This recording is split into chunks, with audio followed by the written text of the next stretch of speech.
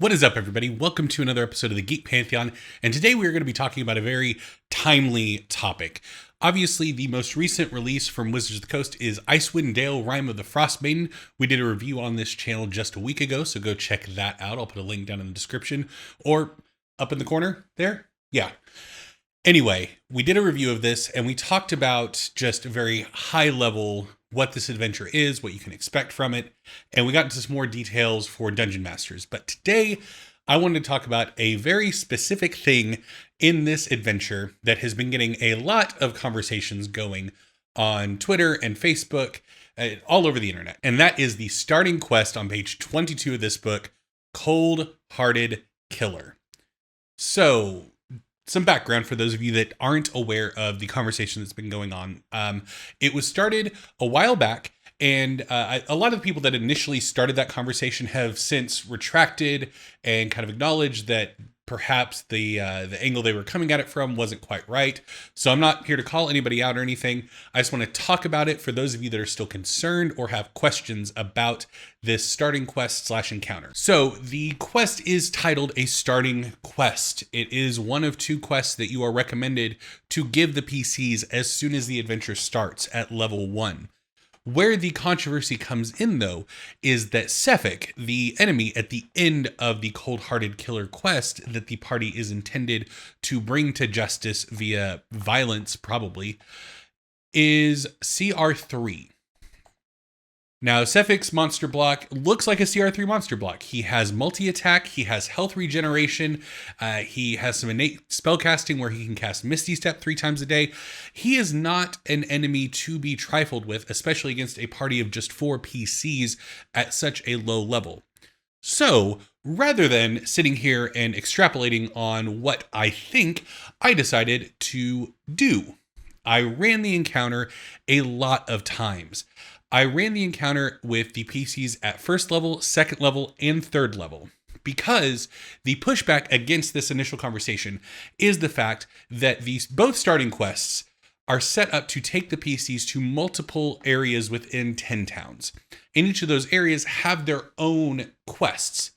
And the way the leveling is set up in Icewind Dale, as soon as the PCs complete 1 quest, they're second level. As soon as the PCs complete 3 quests, they're third level. So it is entirely reasonable that over the course of trying to hunt down Suffic for this starting quest, the PCs are going to gain a level or 2 over the course of that quest.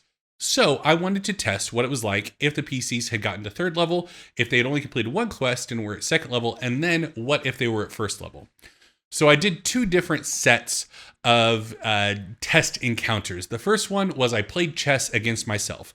I went into D&D Beyond, I created the PCs, I set up an encounter with Sefek, and I ran it over and over and over and over.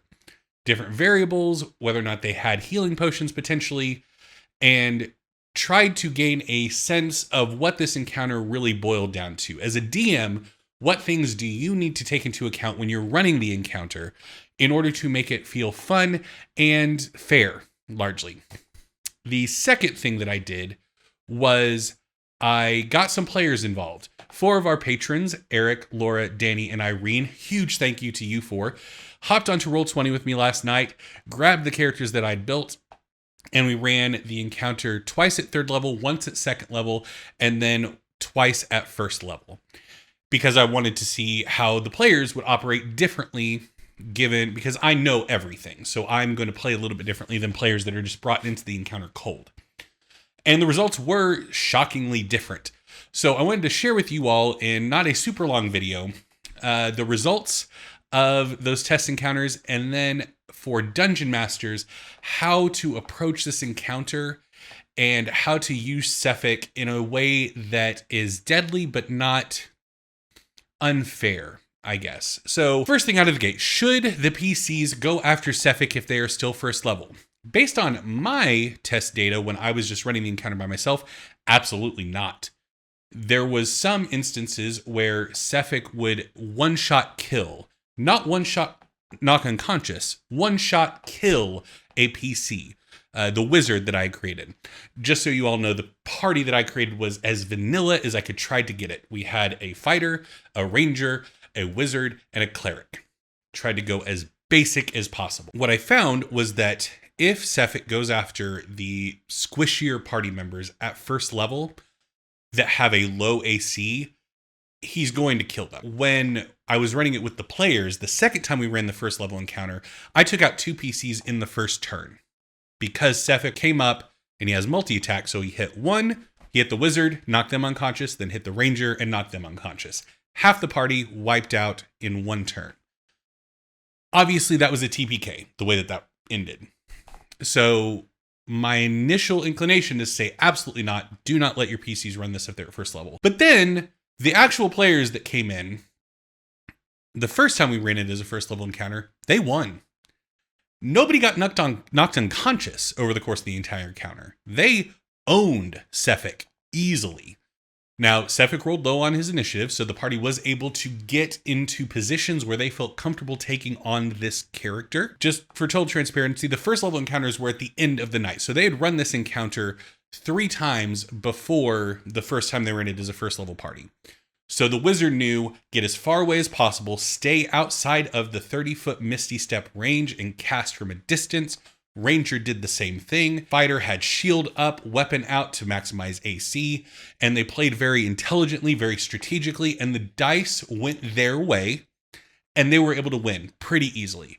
So it's not impossible for a first level party to take on this fight at all. They shocked me with how easily they won. But Sefek only landed 1 attack. Sefek does have a +5 modifier to his attack rolls. And against a first level party with starting equipment, depending on who he's attacking, that could be average or it could be really devastating. For the wizard and the ranger who have lower ACs, he was able to hit them pretty easily and consistently, whereas the fighter and the cleric who have higher ACs, he didn't have as easy of a time hitting. So, having said all that, first level players, I would not recommend going up against this, but if you have a party that is just desperate and chomping at the bit, and they are a seasoned party that understands the strategic nature of D&D encounters and things like action economy, then you could let them give it a go. I would, over the course of the quest, really communicate to them how deadly Sefek is, and maybe even foreshadow some of his abilities as they're talking to potential witnesses over the course of the quest, having them mention that it seemed like he was one place and then another, stuff like that to telegraph that there's teleportation and stuff like that. That's an option. I would not recommend it though. Second level is technically from a CR measurement standpoint a hard encounter. Now, when we ran it second level with players, we only did it once because of time constraints, but the party won, but Sefek took out all the characters but the fighter. The fighter was able to throw a hand axe and get just enough damage to knock Sefek out before he could heal on his turn. So, yeah, it was a hard-fought fight. It was tough. It was fun, though, and the party came out on top.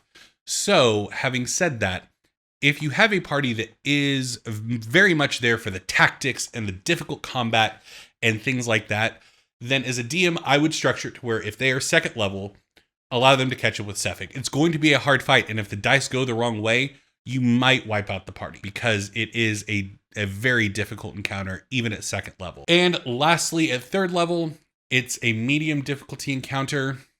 If Sefek targets the wizard, then the wizard's probably going to get knocked unconscious. That was the thing that I found most consistently, is if you have a low AC, low HP character in the party, and you as the DM target them, they're going to get knocked out no matter what level, unless they grossly out-level Sefek. That's just going to happen because Sefek's attacks deal either 1d8 or 1d10, depending on if he's using his longsword with 2 hands, plus 2d4. So his damage output is extremely high, especially compounded with multi-attack. He is dealing a ton of damage, and there's no point until after third level that a wizard can't get just knocked out one shot by Sefek's attack. That's just something that you have to come to grips with. And if as a dungeon master you want the encounter to feel deadly and dangerous, go after the squishy characters. That's that's just kind of DMing 101, but more so with this encounter because of how high the damage output is for Sefek. We'll get to damage input here in a second.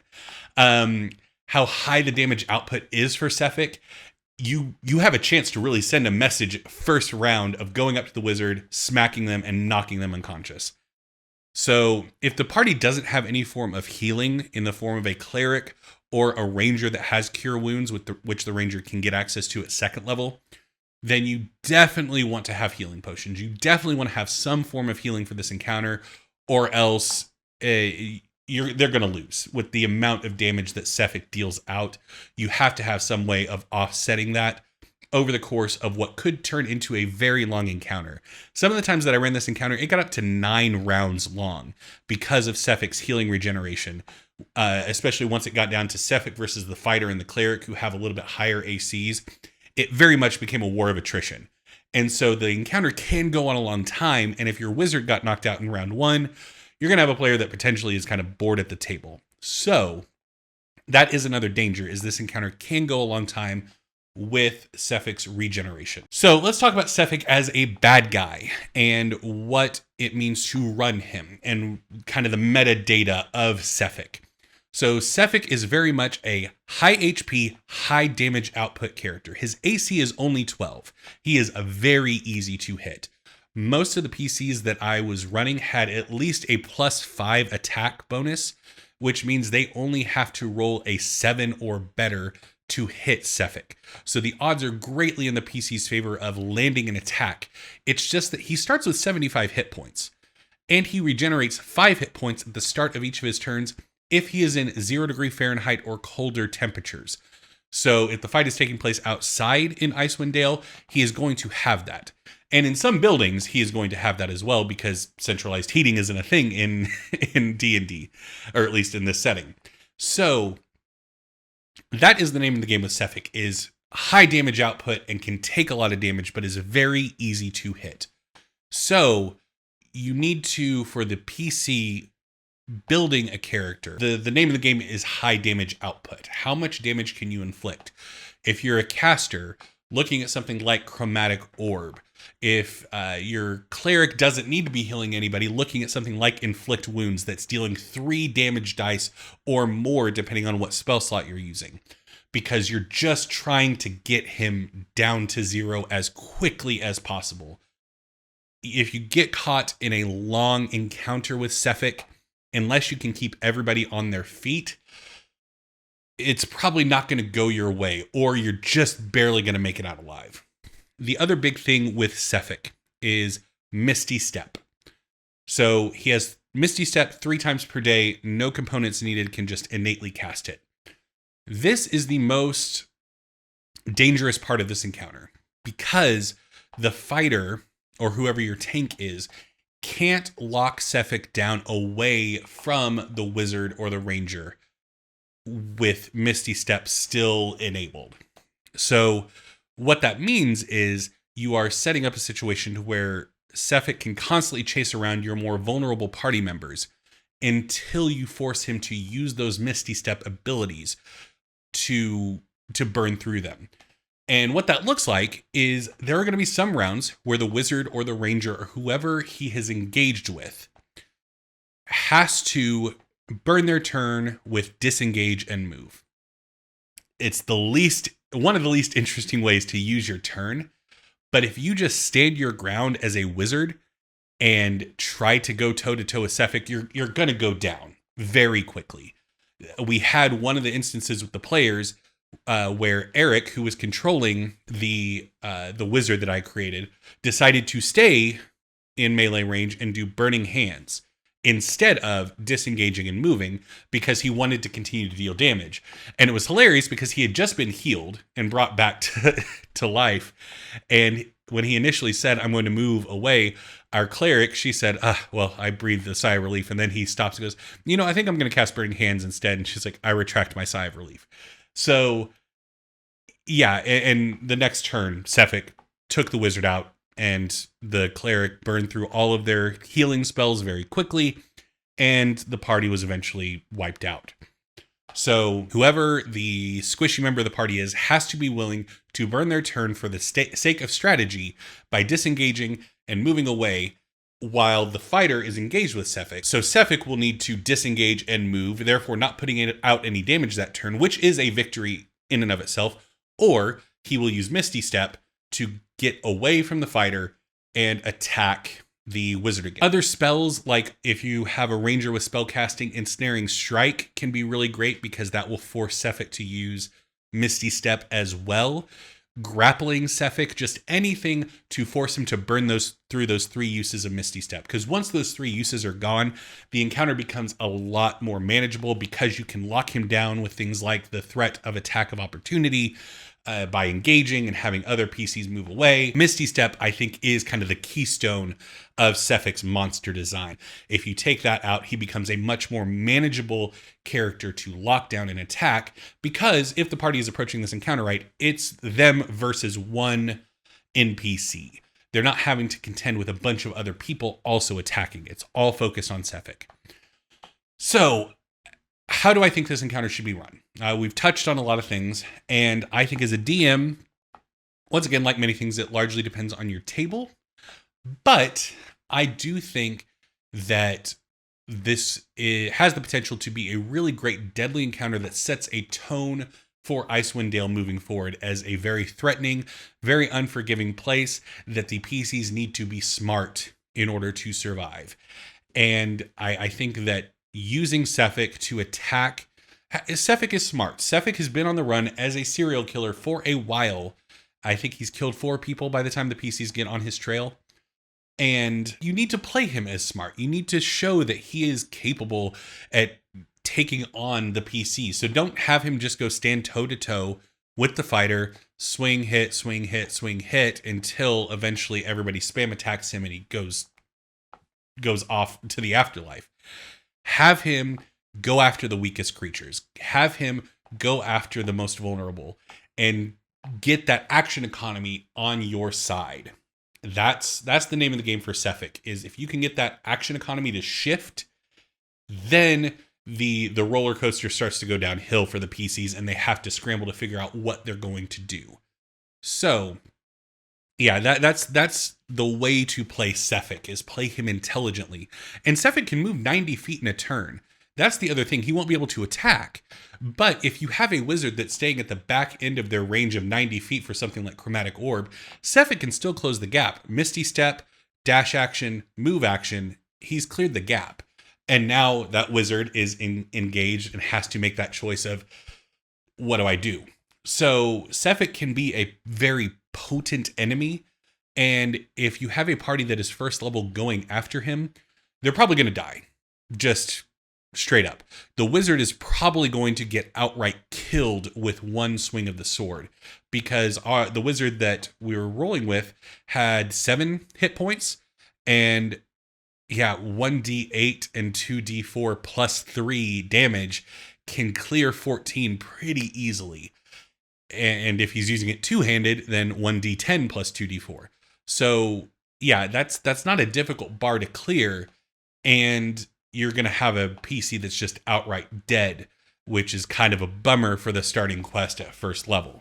Now, it sets an incredible tone, and if you've established that a PC can die at any moment, then sure, go for it. But if you get down to 3 PCs against Sefek, the action economy is shifted so much by having only 3 PCs versus 4 PCs that you're probably going to have a TPK on your hands. Probably, not guaranteed. We saw when I brought the players in that they were able to win at first level pretty easily. Then we ran it again at first level, and within, I think, less than 4 full rounds, I had TPK'd them. So that's how quickly the fight can also go against the party. And if Sefek rolls a critical hit, forget about it. He can one-shot kill anybody at first level. So anyway, those are my thoughts on the starting quest, Cold-Hearted Killer. I think it's a really cool quest. I like the design intent of getting the party to go to different towns. Just as a dungeon master, you have to communicate to the party that this quest is not time sensitive. Yes, there is a killer on the loose, but you need to allow them to do other quests to hit level 2, if not level 3, before taking on Sefik. If that means as a dungeon master tying some clues to the other quests, that's fine. If it means going the like BioWare video game route of having an NPC go, yes, I know something, but you have to do something for me first before I'll tell you, then do that. Do something to get the party to earn experience, even though we're milestone leveling with this. Get the party to 2nd level. And then if you don't trust them to play it strategically and you're still worried about a TPK, get them to 3rd level before they can track down Sefik, and then it'll be okay. But yeah, I tend to agree with the takes that were saying that 1st level PCs shouldn't be doing this quest. I tend to agree with the people that were looking at this and saying, well, that was never the design intention. Like it's to allow the PCs to get to know the world, get to know people as they hunt down this killer. And yeah, I mean, that to me is what the intention of this quest was. And so I think it's well done, and I think it does a good job at that. Just as a DM, if you see that your party is getting that one-track mind of, oh, we have to go after the killer, we can't do anything else, we have to go track down this killer, do what you can to guide them in the direction they need to go to still earn at least 1 level, if not 2, before they find Sefik. So anyway, I hope you enjoyed this video. I hope it was helpful. If you like this kind of video, let me know down in the comments, and maybe I'll do some more encounter breakdowns in the future. And if you want to be part of the conversation surrounding this episode, head on over to our Facebook group, The Geek Pantheon. We are also on Twitter and Instagram at The Geek Pantheon. And we have a Discord that you can find the link to either down in the description below or on our website, thegeekpantheon.com. We also have a Patreon, patreon.com/thegeekpantheon, with a wonderful Patreon community that helped me out with videos like this. Once again, a huge thank you to our patrons, Eric, Laura, Danny, and Irene, for letting me whack on you for an hour and a half with a bad guy and kill you more times than not. But if you want to be part of that illustrious group, head on over to patreon.com/thegeekpantheon and join over there. Anyway, thank you all so much for watching. I have been Eric, and I will see you next time.